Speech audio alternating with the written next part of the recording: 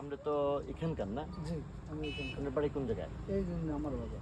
নিঝুম দ্বীপে না? জি, জি, নিজে। আচ্ছা, আমরা এই ছোটবেলা থেকে শুনছি আর কি যে নিঝুম দ্বীপে নাকি জনসংখ্যা হইল 20,000 আর হরিণ হইল 50,000। হ্যাঁ, ঠিক আছে। এটা কি সত্য নাকি? হ্যাঁ, ওইটা সত্য ছিল। মানে আমরা 20-30 বছর আগে কথাটা আমরা শুনছি। তো বর্তমানে হরিণ মানে কত হরিণ আছে ওখানে নিঝুম দ্বীপে? এখন হরিণের কোনো সংখ্যা নাই, এখন হরিণ নাই বলতে বলা যায়। এখন টুরিস্টের কোনো লোক আসলে হরিণ দেখাইতে পারি না। হরিণ 1 নম্বরে শিয়ালে খাইলা, 2 নম্বরে পুকুরে খাইলা। এর পরে হরিণ যখন বর্ষার সিজন ভাদ্র আশ্বিন মাস আসে, তখন হরিণের একটা রোগ হয় পায়ের মধ্যে, তখন ওই রোগে প্রচুর হরিণ মারা যায়, প্রচুর হরিণ মারা যায়। তো এই জন্য হরিণ এখন নাই বলতে বলা যায়।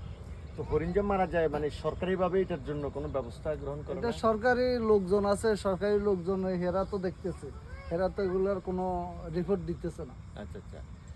আর মানে এই কারণে মূলত হরিণ মানে বাড়ে নাই। এই কারণে হরিণ বাড়ে নাই। আর আরেক কত হলো, 1 নম্বর কত হলো, হরিণের যখন বাচ্চা দেয় তখন বাচ্চাটা নিম্নে 1 ঘন্টা 1.5 ঘন্টা ছাড়া দাঁড়াইতে পারে না। হরিণের বাচ্চার ট্যাংটা হয় অনেক লম্বা। আচ্ছা। তো ওই মুহূর্তে শিয়ালে কিন্তু ওই বাচ্চাটা নষ্ট করে ফেলা, কামড়ায় মারি ফেলা। আচ্ছা আচ্ছা।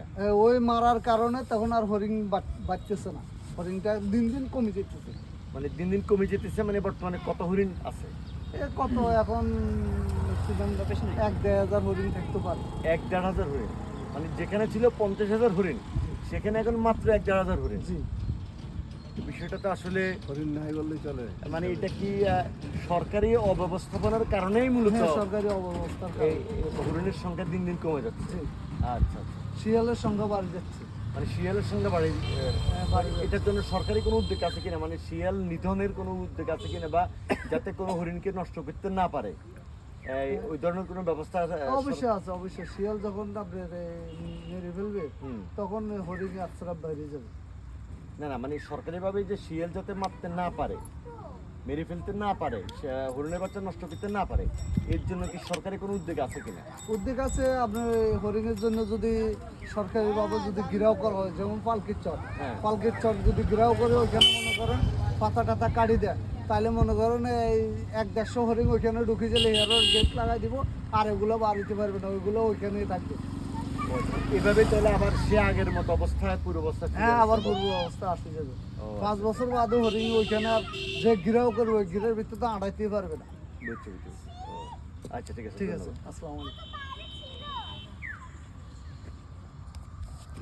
আমরা হাতিয়া উপজেলার নিঝুম দ্বীপে অবস্থান করছি। এখানে আমরা যেটা জানলাম বা বুঝতে পারলাম যে আজ থেকে 20-25 বছর আগে এখানে এই নিঝুম দ্বীপে প্রায় 50,000 হরিণ বসবাস করত। তো বর্তমানে সে হরিণ নাকি মাত্র 1-1.5 বা 2,000 মতো থাকতে পারে। হতে পারে এই ধরনেরই। তো এটার মূল কারণ হলো যেটা আমরা জানলাম যে এখানকার স্থানীয় লোকজন যারা আছে তাদের কাছ থেকে আমরা জানতে পারলাম যে মূলত সরকারি অব্যবস্থাপনা এবং মানে এর জন্য এই হরিণের নিরাপত্তা ব্যবস্থা না থাকায় মূলত দিন দিন হরিণ কমে যাচ্ছে এই অঞ্চলে। এখানে হরিণের একটা যে খুরা রোগ, এই খুরা রোগের জন্য এই রোগটা হইলে এটার কোনো ব্যবস্থা নেওয়া হয় না, সরকারিভাবে চিকিৎসার কোনো ব্যবস্থা নেই। দ্বিতীয়ত এখানে শিয়াল বেড়ে যাচ্ছে। হরিণ যখন ভূমিষ্ঠ বাচ্চা দেওয়ার সাথে সাথে শিয়াল এসে হরিণের বাচ্চাটা খেয়ে ফেলে, যার কারণে এখন আর এই নিঝুম দ্বীপে মূলত হরিণের সংখ্যা বাড়ছে তো নাই, সে 50,000 হরিণ থেকে এখানে চলে আসছে মাত্র 2,000-এর মতো। আমরা আশা করব রাষ্ট্রীয়ভাবে এই নিঝুম দ্বীপকে বাঁচিয়ে রাখার জন্য, এখানের আগের সেই নিঝুম দ্বীপের সেই যৌবন ধরে রাখার জন্য, বিশেষ করে হরিণের জন্য এই নিঝুম দ্বীপটা বিখ্যাত। তো আমরা চাই, আমরা জনগণ আমরা কামনা করি যে এর জন্য যথাযথ কর্তৃপক্ষ যথাযথ ব্যবস্থা গ্রহণ করবেন।